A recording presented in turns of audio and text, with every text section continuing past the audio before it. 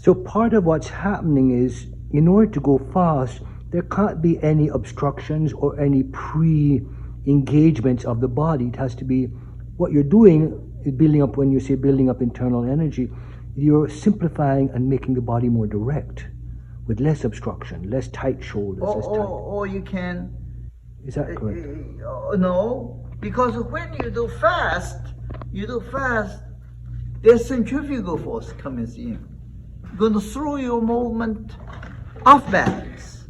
Okay, in order not to throw the movement off balance, that means you have more internal energy to keep it controlled. Otherwise, the centrifugal force, if you're rotating something, right, the centrifugals could get anything extended out, you lost control, right? Any member going to lose control, right, flying all over the place. The only thing you can prevent it from lost control is you have the internal energy to keep it in, like a stronger structure. Speed comes from the stability of the body? The body being able to be, is that a correct statement?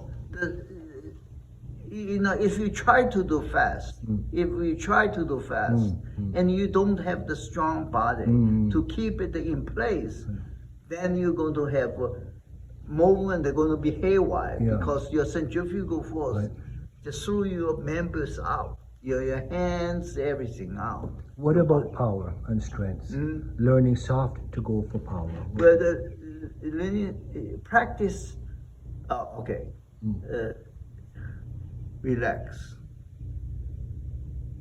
Learning soft is, what it really means is you're relaxed, you're not tense. And then you can have power. You can become hard. So you have to be relaxed first. Why? I don't know. I do understand, but I would like you to say why. Well, when you're relaxed, then you can go into one attack, I use the term, attack mood from relax, from 0 to 100%. Now, if you're already tense, you want to do an attack mode. The tenseness are not matching your attack mode. Right. Okay. So you have to reduce the tense mode to relax from 30 to 0, then go 100. You have a tortuous path. So from relax to force is much direct. From 0 to 100. Seems almost counterintuitive on some level, but in fact it's a deeper level of intuition. Right. The body has no barriers because of tension. Right. It's immediately right.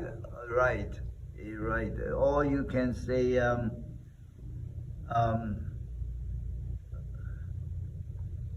because your tension does not help you, that is your striking mode. So then you have to reduce the tension to 0 first, then you can go to 100% out. Tai Chi requires that, reducing tension to 0. You hopefully your tension is 0 to start with, so you don't have to have that tortuous path. The first move tension. So this thing that we're talking about, relaxation, it seems like, hey, that's so easy, I'll just relax. But in fact, relaxation is an extremely profound thing in the sense that you're using it. Yes. You're talking about an organized, synchronized body with no effort in it. Right. Only what is required to do whatever you're doing. To maintain. Right. I have I work with bodies. One of the things that I say is our role in the body. As a dancer, I wanted to know that after I got injured. And I came up with this little thought, and I wonder what you think about it.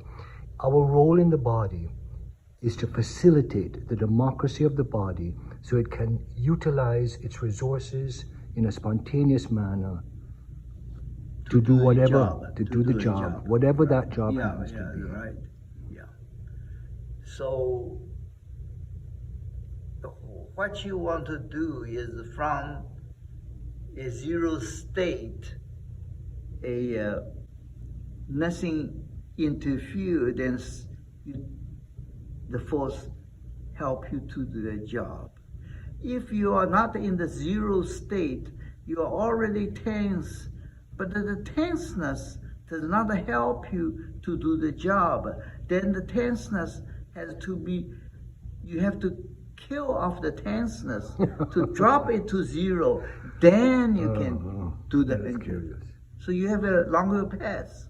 Yes. You have a longer path. You are known, as Mark was commenting, to be, and I certainly see it, a very generous teacher. James talks about that as well. Yeah. Very kind and caring. And I have never seen criticism and judgment coming from you. Even with a student that I want to say, maybe you need to take a little, I don't know.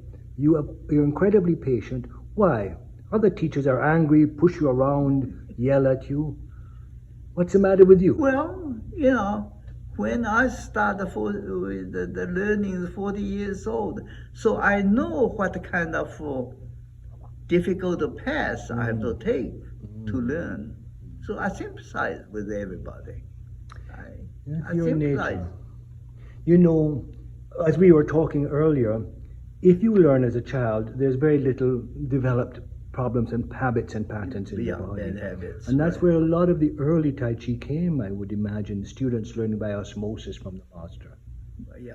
Now, people are coming to Tai Chi much later. Much later, With yes. body. And so did you at 40 years old. So therefore, you really had to learn it in a rigorous way, not simply absorbing it. Yes. That's why you teach so well. Yeah. So the methodology becomes important. So the methodology could hopefully neutralize your original bad habits using proper methodology. Okay. That is a journey into itself. Right. I think sometimes we miss, as a person who works with the body, I know how difficult it is to change and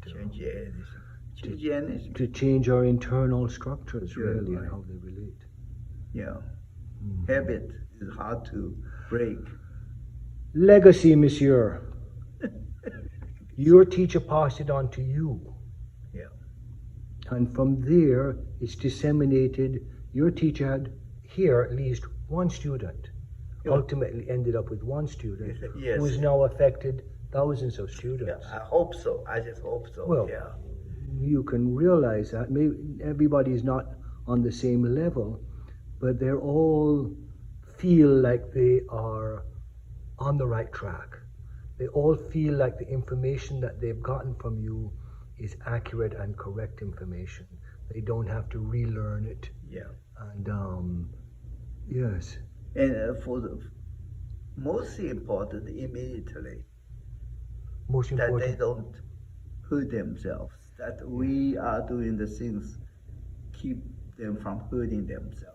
A lot of the moments, if your instruction is not quite correct, you will hurt the students. Does movement go in two directions at the same time, away from the body and back to the body?